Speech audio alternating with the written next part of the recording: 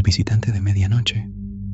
Existen muchas leyendas que giran en torno a la noche de Halloween. Algunas son tan antiguas que nadie recuerda su origen y otras han nacido apenas hace unos años. La mayoría intentan advertir a quienes salen a pedir dulces, pero hay otras que sirven de recordatorio para quienes los entregan. Una de ellas habla del peligro de abrir la puerta después de escuchar 3 golpes consecutivos en la entrada de tu casa. Dicen que todo comenzó como un rumor, una historia que se contaba de boca en boca. La historia de 2 hermanos, uno de 8 años, el otro de 12. Amaban Halloween como cualquier niño. Les fascinaba disfrazarse, salir a pedir dulces junto a sus padres y competir por quién llenaba primero su bolsa. Sus padres solían ayudarles a preparar los disfraces y acompañarlos en sus recorridos por el vecindario. Pero esa noche del 31 de octubre fue distinta. Apenas habían regresado de su paseo cuando sonó el teléfono. Era una llamada urgente. Uno de los hermanos del padre había sufrido un accidente automovilístico grave. Sin pensarlo, los padres tuvieron que salir de inmediato al hospital. Pero antes de irse les dieron una instrucción muy clara: no abran la puerta a nadie. Los niños prometieron obedecer. Cerraron con llave, pusieron el seguro y se sentaron en la sala a ver el especial de Halloween de su caricatura favorita. Pasaron algunas horas hasta que un pequeño golpe en la puerta interrumpió el silencio. El mayor dudó, pero terminó convenciéndose de abrir. Afuera estaba uno de sus vecinos, un niño del barrio que pedía un poco más de dulces antes de regresar a casa. Le dieron un puñado de caramelos y el pequeño se fue agradecido. Todo parecía normal. Aquello se repitió un par de veces más hasta que poco después de la medianoche, cuando el sueño comenzaba a vencerlos, escucharon 3 golpes secos en la puerta. Esta vez fue distinto. Ambos se miraron sin decir nada, y los dos sintieron lo mismo. Algo no estaba bien. Aún así, se levantaron y caminaron hacia la entrada con el tazón de dulces en las manos. Cuando abrieron, no había nadie. El pasillo estaba vacío. El silencio absoluto. Cerraron de nuevo con llave y se recostaron en el sofá a esperar a sus padres, hasta quedarse dormidos frente al televisor. A eso de las 3 de la madrugada, sus padres regresaron del hospital. Encontraron la televisión encendida, mostrando las barras de colores del fin de transmisión, y al menor de los niños durmiendo plácidamente en el sillón, pero el mayor no estaba. Buscaron en el baño, en la cocina, en las habitaciones, en el patio. Nada. La casa estaba cerrada por dentro, sin una sola ventana abierta. Era imposible que hubiera salido, y sin embargo, había desaparecido. Nadie supo nunca qué ocurrió esa noche. Solo que desde entonces, algunos dicen haber escuchado esos 3 golpes secos en la puerta durante Halloween. Y aunque pocos se atreven a comprobarlo, muchos aseguran que lo que llama no busca dulces. La noche en que Carolina desapareció. A mediados de los 90, una joven venezolana llamada Carolina Flores llegó a Ciudad de México con una meta clara: terminar su carrera en Bellas Artes. Era disciplinada, reservada y siempre tenía prisa. Sus días se repartían entre clases y 2 trabajos de medio tiempo. Casi nunca descansaba, pero la noche de Halloween del 2001 decidió hacerlo.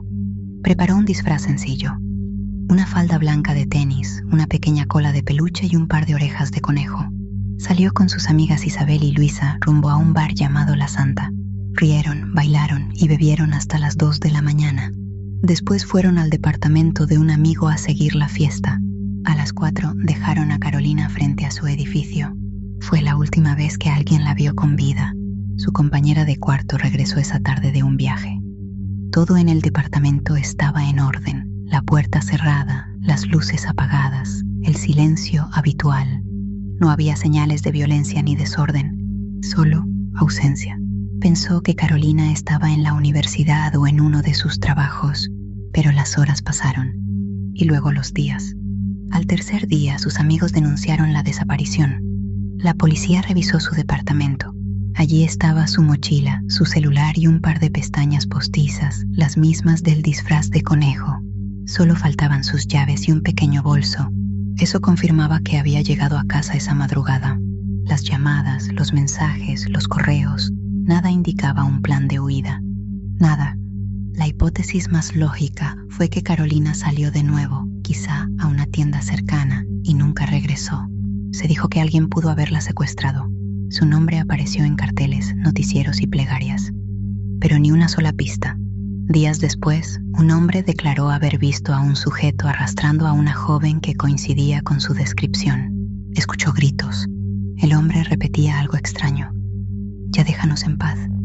Luego el auto se alejó y el silencio volvió.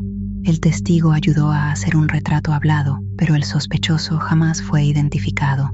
Pasaron 2 años. En 2003, un nombre apareció en los informes: Carlos Romero, ladrón de bancos y asesino en serie. Un informante aseguró que él, junto a Micael Julián Sánchez, había secuestrado a Carolina y la había encerrado en un refrigerador. Romero fue detenido. Durante el interrogatorio confesó haber participado en el secuestro, pero no en la muerte. Dijo que Sánchez la había matado y que había guardado las orejas del disfraz como trofeo. Aseguró también que todo fue un error.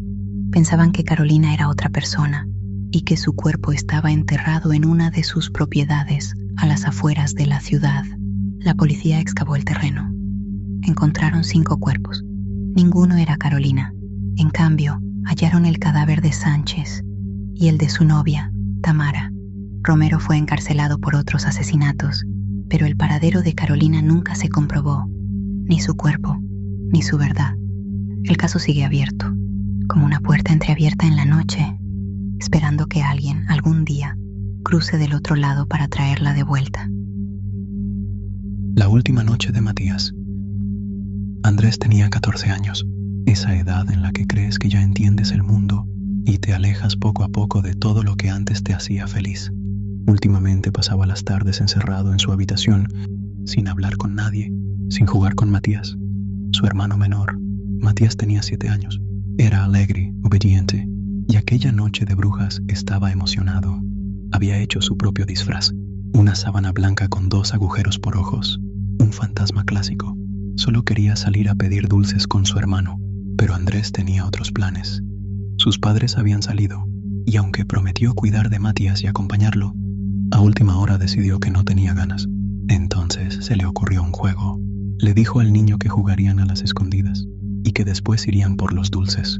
El plan era simple: hacer que Matías se escondiera y no ir a buscarlo. Matías aceptó encantado. Buscó el mejor escondite de la casa, mientras Andrés contaba con los ojos cerrados. Cuando terminó, en lugar de buscarlo, se tiró en el sofá, encendió la televisión y puso una película de terror. En algún punto se quedó dormido. Despertó horas después, cuando escuchó la puerta. Sus padres habían vuelto, preguntando por Matías, pero el niño no estaba. Buscaron por toda la casa, en el patio, en la calle. Preguntaron a los vecinos. Nadie lo había visto salir. Matías simplemente había desaparecido. Pasaron los años y Andrés jamás volvió a verlo. Nadie supo qué ocurrió esa noche, aunque cada Halloween, cuando el reloj marca la medianoche, Andrés asegura ver algo desde su ventana. Un pequeño cuerpo cubierto por una sábana blanca, de pie, en silencio, mirando hacia la casa, y antes de que pueda reaccionar, esa figura desaparece en la oscuridad. Donde sea que Matías esté, una cosa parece segura: todavía espera que alguien por fin lo encuentre. El hombre del pasillo de los disfraces. Esa noche, una antes de Halloween, mis amigos y yo fuimos al centro comercial a comprar algunas cosas de último momento. El pasillo de las máscaras y disfraces estaba lleno de gente, risas, colores brillantes y, sin embargo, algo se sentía fuera de lugar. Entre los estantes vimos a un hombre probándose una máscara de payaso. No logramos verle el rostro. Su ropa estaba sucia, empapada, y había un olor agrio a humedad y algo más. Algo que no quise reconocer. No dijimos nada, solo seguimos con nuestras compras y fuimos a pagar. Unos 10 minutos después, ya afuera, cruzábamos el estacionamiento bajo la lluvia. Las luces del centro comercial se reflejaban en los charcos y el aire olía a tierra mojada. Entonces lo vimos. Aquel mismo hombre, el del pasillo, seguía usando la máscara de payaso. Estaba de pie bajo la lluvia, inmóvil, mirándonos. Al principio intentamos ignorarlo. Caminamos más rápido, pero cuando volteé seguía ahí, caminando detrás de nosotros.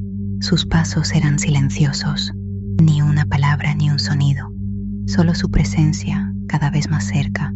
Comenzamos a correr, y él corrió también. Nos siguió por 2 calles hasta que lo perdimos entre la oscuridad y la lluvia. Aquella noche no dijimos nada, Intentamos reírlo como si no hubiera pasado.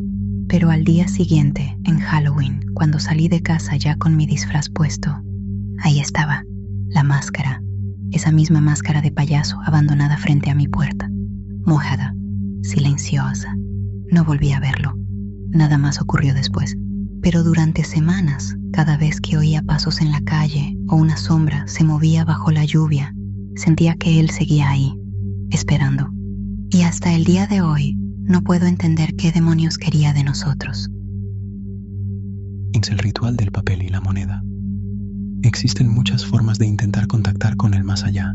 Algunos prefieren la tabla Ouija, pero hay quienes dicen que el método del que hablaré esta noche es mucho más efectivo y también mucho más peligroso. Funciona mejor cuando la frontera entre nuestro mundo y el bajo astral se debilita. La noche del 31 de octubre. No importa la hora exacta, solo que sea durante la noche de brujas. El lugar puede ser cualquiera. Un edificio abandonado, una escuela, un parque. Aunque te advierto, no lo hagas en tu casa. Algunos dicen que después de hacerlo, el silencio del hogar ya no vuelve a ser el mismo. Solo necesitas a alguien tan imprudente como tú y unos pocos objetos. 2 hojas de papel, 2 lápices o marcadores, una moneda y el valor suficiente para seguir hasta el final. Primero, corta las hojas en 20 pequeños cuadros. Cada uno toma 10 junto con un lápiz. Después, siéntense en el suelo, frente a frente, y lancen la moneda. El que pierda será el receptor. El otro, el que hará las preguntas. De espaldas uno al otro, deberán decir al mismo tiempo: si hay alguien aquí que ya no esté vivo, o que nunca lo haya estado, le pido con respeto que use este papel y estas letras como su conducto. El que pregunta escribirá una pregunta distinta en cada trozo de papel. 10 en total. Mientras tanto, el receptor deberá escribir respuestas, sin saber las preguntas. Solo lo primero que le venga a la mente. Palabras, números, nombres. Dicen que no será él quien escriba, sino algo que lo atraviesa. Cuando ambos terminen, junten las preguntas con las respuestas y lean. A veces las coincidencias son absurdas. Otras parecen imposibles. Aunque este juego no se considera peligroso, se recomienda que solo lo practiquen quienes no teman perder el sueño, porque algunos aseguran que, al terminar, comienzan a notar sombras moviéndose en el reflejo de los cristales, o voces susurrando respuestas, o que jamás escribieron. Dicen que el mal tiene sus días favoritos, y que el 31 de octubre es uno de ellos. Muchos creen que esa noche las sombras se mezclan con los vivos, ocultas entre máscaras y disfraces, disfrazadas de inocencia, de juego, de dulces.